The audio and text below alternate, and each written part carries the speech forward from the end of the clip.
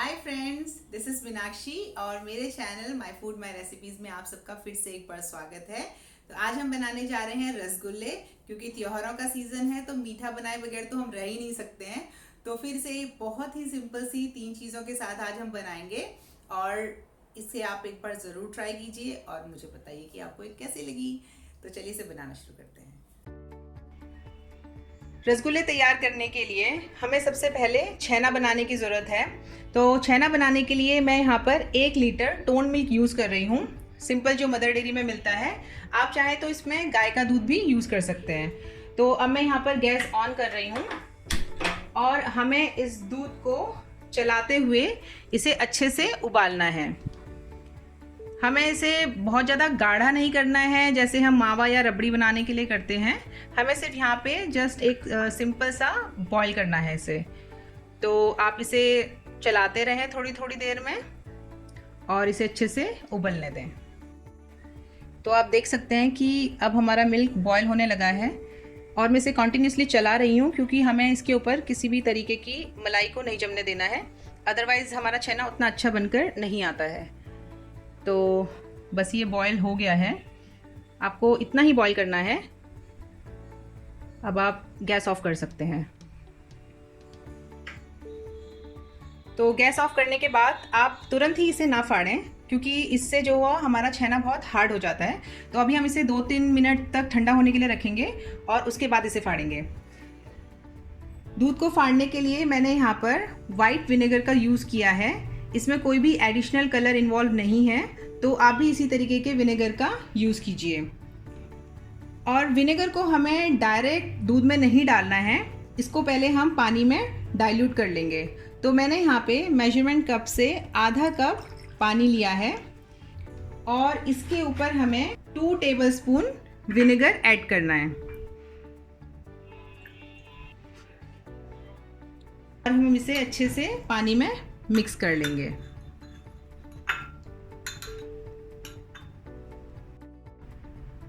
अब जो ये दूध है इसे ठंडा होते हुए 2-3 मिनट हो गए हैं और बीच बीच में इसे चला भी रही थी, तो आप देख सकते हैं कि इसके ऊपर अभी तक कोई मलाई नहीं जमी है। तो आपको भी इसे थोड़ी थोड़ी देर तक चलाते रहना है। इवन जब आपने इसे ठंडा करने के लिए रखा है तब भी आप इसे चलाते रहें। तो अब हम इसमें जो हमने ये विनेगर और पानी का सॉल्यूशन बनाया है, इसे हम धीरे धीरे करके दूध में मिक्स करेंगे और साथ में हम दूध को चलाते भी रहेंगे। तो अभी मैं इसमें 2 चम्मच विनेगर वाला पानी ऐड कर रही हूँ और साथ साथ इसे चला भी रही हूँ।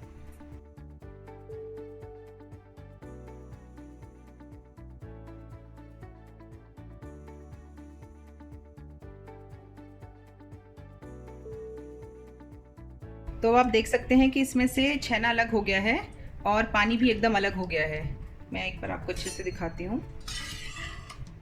ये देखिए, तो हमारा छेना एकदम अलग हो चुका है। तो अब हम इसे थोड़ी देर ठंडा करने के लिए रखेंगे और उसके बाद इसे किसी मलमल के कपड़े से या किसी बारीक छानी से छान लेंगे और उसके बाद इसे हम धोना शुरू करेंगे। मैं यहाँ पर इस तरीके का चौड़ा बर्तन यूज़ कर रही हूँ, क्योंकि इसमें जब हम छेना को छानेंगे उसके बाद हमें इसे वॉश भी करना है, तो एक्स्ट्रा वाटर रिंस होके इस बर्तन में आ जाएगा। तो इसलिए मैं यहाँ पे इस तरीके के बर्तन का यूज़ कर रही हूँ। तो अब हम धीरे धीरे करके जो भी हमारा छेना है वो इस जाली में डाल लेंगे। इसे आपको 2-3 बार धोना है, तो आप ऐसे धीरे धीरे करके पानी डालते जाइए और वॉश करते जाइए। वॉश करने का रीज़न ये है कि विनेगर में भी थोड़ी बहुत खटास होती है, तो वो भी आपके वॉश करने से ये निकल जाएगी। तो आप इस तरीके से दबा दबा कर पानी अलग करते जाइए। तो मैंने अब ये छेना अच्छे से धो लिया है। अब हमें इसे अच्छे तरीके से निचोड़ना है ताकि इसमें जितना भी पानी है वो कम्प्लीटली इससे अलग हो जाए। तो इसके लिए मैंने यहाँ पर एक कपड़ा लिया है और इस कपड़े में मैं ये सारा छेना डाल रही हूँ। अब आप इस कपड़े की एक अच्छे से पोटली बना लीजिए और इसे दबा दबा कर इसका सारा पानी निकाल लीजिए। तो ये सारा छेना हमारा इसमें आ गया है। अब आप इसे इस तरीके से घुमाते हुए दबाते जाएं और इसका सारा पानी अलग कर लें। अब आप देख सकते हैं कि इस छेना से काफ़ी हद तक पानी स्क्वीज़ आउट हो गया है। तो अब हमें नेक्स्ट स्टेप करना है कि इस पोटली को इसी तरीके से आप किसी ड्राई जगह पे ऐसे ही लटका दें, तो इसमें जो भी 1-2% पानी बचा होगा वो भी निकल जाएगा। तो अब हम इसे इसी तरीके से एक ड्राई जगह पर लटका देते हैं और तब तक अपनी चाशनी बनाने की प्रोसेस शुरू करते हैं। चाशनी बनाने के लिए मैं आपको प्रपोर्शन बता रही हूँ। आप यहाँ पर 1 कप या फिर 1 बॉल शुगर लें और इसमें उसी बोल या कप से 5 कप या 5 बोल पानी ऐड करें।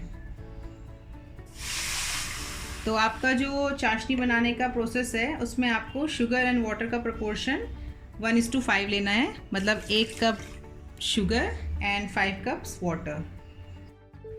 अब जो चीनी थी वो पूरी इस पानी में घुल गई है, तो अब हम इसे थोड़ी देर तक बॉईल करेंगे और हमें इसमें कोई सी भी तरीके का तार बनाने की ज़रूरत नहीं है, हमें सिर्फ इसमें अच्छा उबाल आने की ज़रूरत है। तो जब तक इसमें उबाल आता है तब तक हम अपना छेना से रसगुल्ले तैयार कर लेते हैं। तो अब मैंने ये छेना इस कपड़े में से निकाल लिया है। मैंने इसे करीब आधे घंटे तक इसी तरीके से लपेट कर लटकाया हुआ था। अगर आप इसे अच्छे से नहीं निचोड़ पाते हैं तो फिर आप इसे 1 घंटे तक लटका के रखें। सो आपको चेक करना है बीच बीच में कि इसमें कितना टाइम लगेगा आपको कि इसका पानी अच्छे से निचोड़ जाए। अगर आप इसे एक्स्ट्रा टाइम के लिए निचोड़ कर रखेंगे तो फिर इसमें से जो इसका मॉइस्चर है वो हट जाएगा और हमारे जो रसगुल्ले हैं वो हार्ड बनेंगे।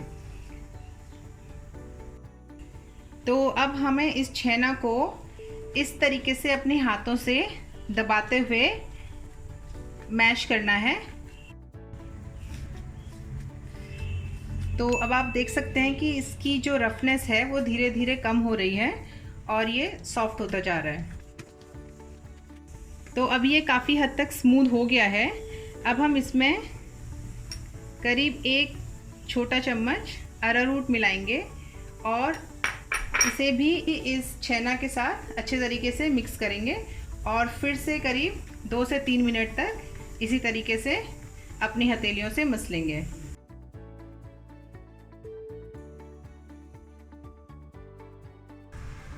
तो अब आप देख सकते हैं कि ये छेना बहुत सॉफ्ट हो चुका है और ये रसगुल्ले बनाने के लिए एकदम तैयार है।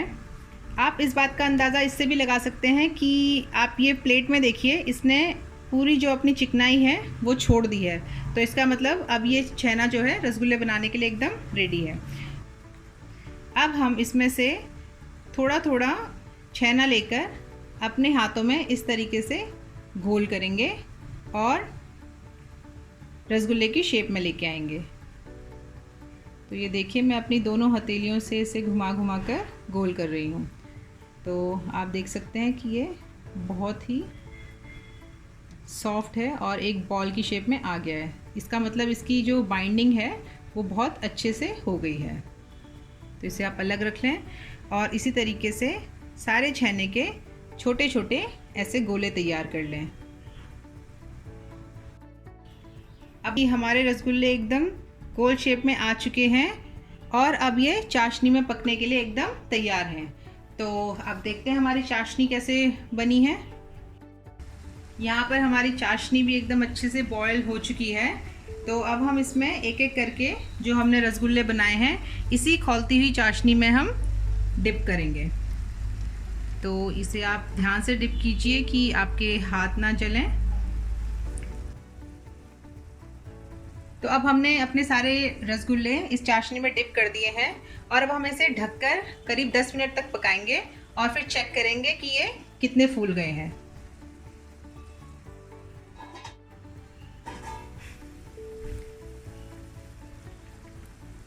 आपको चाशनी में ये रसगुल्ले पकाने का जो पूरा प्रोसेस है ये हाई फ्लेम में ही करना है। इससे जो है आपकी चाशनी का टेम्परेचर मेंटेन रहेगा और हमारे रसगुल्ले सही से पक पाएंगे। अब ये रसगुल्ले पकाते हुए हमें करीब 20 मिनट हो चुके हैं। तो अब हम गैस बंद कर देंगे और इन रसगुल्लों को चेक करने के लिए मैं एक रसगुल्ला यहाँ पे नॉर्मल टेम्परेचर के पानी में डाल रही हूँ, क्योंकि अगर मैं इसे डायरेक्ट चेक करूँगी तो फिर ये बहुत गर्म है और मेरा हाथ भी जल सकता है। तो अब आप इसका एक बार स्पंज चेक कर लीजिए। तो आप देख सकते हैं कि ये बहुत ही स्पंजी लग रहे हैं। तो आप इसे फिर से चाशनी में डिप कर दीजिए और इन सभी को करीब 10-15 मिनट तक ठंडा होने के लिए रख दीजिए। फिर हम इसे फ्रिज में रखकर ठंडा करेंगे। अब आप देख सकते हैं कि हमारे रसगुल्ले सर्व करने के लिए एकदम तैयार हैं और ये देखने में तो अच्छे लग रहे हैं। आई एम श्योर कि ये यमी भी होंगे। मैंने इन्हें बादाम और केसर से गार्निश किया है। आप चाहें तो इसमें पिस्ता या फिर किसी और ड्राई फ्रूट से भी इसे गार्निश कर सकते हैं। आई होप आपको ये रेसिपी पसंद आई होगी। अगर आपको ये पसंद आई हो तो प्लीज़ मुझे कमेंट सेक्शन में ज़रूर बताएं और जितना ज़्यादा हो सके इस चैनल को लाइक करें, अपने फ्रेंड्स और फैमिली के साथ शेयर करें और मेरा चैनल सब्सक्राइब करें। Thank you so much. Meenakshi here again. Bye.